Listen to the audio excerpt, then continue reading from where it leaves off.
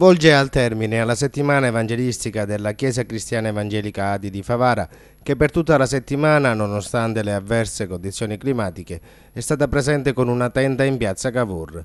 Le riunioni di culto svolte nella principale piazza cittadina chiudono il ciclo di evangelizzazioni che nel corso dell'estate si sono svolti in diverse piazze e vie della città. La tenda rimarrà in piazza Cavour fino a domani e le riunioni hanno inizio alle ore 20. Punto focale degli incontri è la lettura della Bibbia con la predicazione della parola di Dio a cura dei pastori evangelici. A presiedere le riunioni il pastore della chiesa locale Paolo Garlisi. Predicatore ufficiale di questa sera è Pasquale Condrino, pastore delle chiese di Caltanissetta e San Cataldo.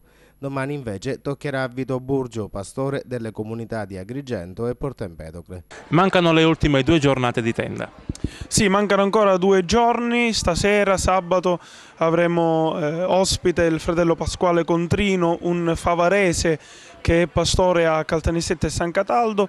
Anche domani sera, se Dio vuole, ci sarà un altro predicatore ospite, il fratello Vito Burgio, pastore delle chiese di Agrigento e Porto Empedocle. Avremo ancora modo, come abbiamo fatto nelle sere precedenti, di predicare il messaggio dell'Evangelo.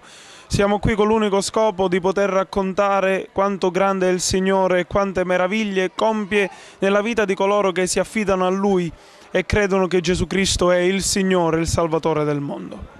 Sappiamo che sono arrivate anche diverse richieste di preghiera.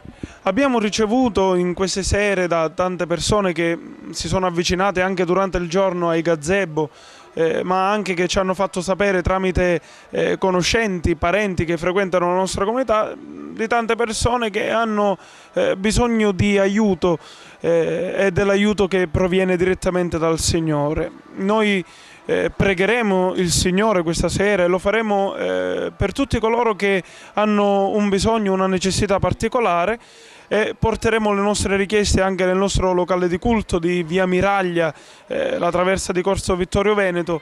Lì continueremo a pregare il Signore affinché l'Iddio Onnipotente possa raggiungere i bisognosi, quanti stanno gridando aiuto anche nell'intimo del loro cuore, dove nessuno li vede. Il Signore riesce a raggiungere anche la profondità e l'intimo dei sentimenti delle persone.